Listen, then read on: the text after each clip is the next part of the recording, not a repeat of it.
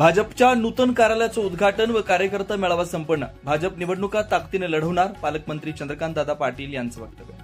Bharatiya Janata party Tasgaon तालुक्याच्या नूतन कार्यालयाचा उद्घाटन समारंभ, भव्य कार्यकर्ता मेळावा दत्तमाळ परिसरात उत्साहात पार पडला.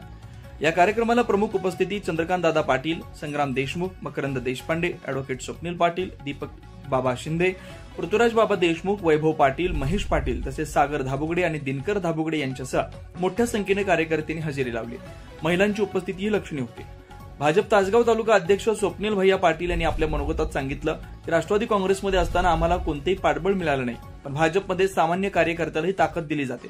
चंद्रकांतदादा पाटील यांच्या माध्यमातून तासगाव आणि कवठेमहांकाळसाठी 14 ते 15 कोटी निधी मिळवण्यात आला. आता आगामी स्थानिक स्वराज्य निवडणुका आम्ही सर्व ताकदीने लढवणार आहोत.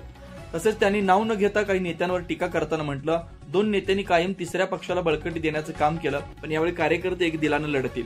चंद्रकांतदादा पाटील यांनी थोडक्यात मार्गदर्शन करताना सांगितलं, आगामी स्वराज्य संस्थांच्या निवडणुका भाजप ताकदीने लढवणार आहे आणि कार्यकर्त्यांना लागणारी सर्व मदत करण्यात येईल. माझी विनंती आहे की अगदी एका रात्रीत काही स्वप्नील मोटरचा चमत्कार होणार नाही, पण ते केव्हा तरी तासगावच्या लोकांनी विचार करा ना की विचाराचं राजकारण करू, चिन्हाचं राजकारण करू, देश हिताचं राजकारण करू, लोकहिताचं राजकारण आपण करू. त्या राजकारणामध्ये 14ला मग मुख्यमंत्री आत्ताचे देवेंद्रजी उतरले, शेताला पाणी आलं. आज सांगली जिल्ह्यामध्ये जो दुष्काळी भाग म्हणतो आपण, आटपाडी वगैरे भाग, पुढे सांगोला, थेट मंगळवाड्यापर्यंत पाणी कोणी आलं. ते पाणी तिथपर्यंत पोहोचण्याचं काम हे 14 नंतर वरून मोदीजी पैसे देत राहिले, इकडे देवेंद्रजी योजना आखत राहिले. करता करता करता देवेंद्रजीने महाराष्ट्राच्या सामान्य माणसाचं दुःख कशात आहे, त्याला पाणी द्या किंवा तो शेती चांगली करेल. शेती चांगली केली आणि भाव बरा मिळाला की मग तो तुमच्याकडे काही अनुदान मागणार नाही. म्हणून त्यांनी पाणी दिलं, बियाणं, खत, किंमत, आपल्या मालाची किंमत तेवढी वाढवली आणि त्याच्यातून संकट आली, आता पूर आला, त्याच्या आधी दुष्काळ आला. सगळ्या विषयामध्ये माझा सामान्य माणूस सुखी राहायला पाहिजे. कारण विवेकानंदांचं तत्व, त्या देशातल्या कुत्रा सुद्धा 2 वेळा पोटभर जेवला पाहिजे. त्या तत्व जाण्यासाठी मोदीजी किती तास काम करतात, किती दिवस काम करतात. विदेशातून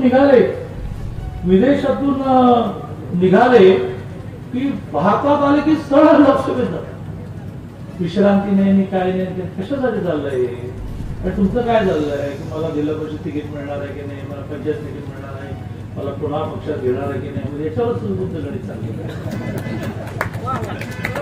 मला वाटतं की थोडी झोप आली तुम्हाला, पण बरोबर योग्य वेळेला मी काय बोलत मी खूप झोपेची सावध असणार राष्ट्राने, त्यामुळे माझ्या केसेस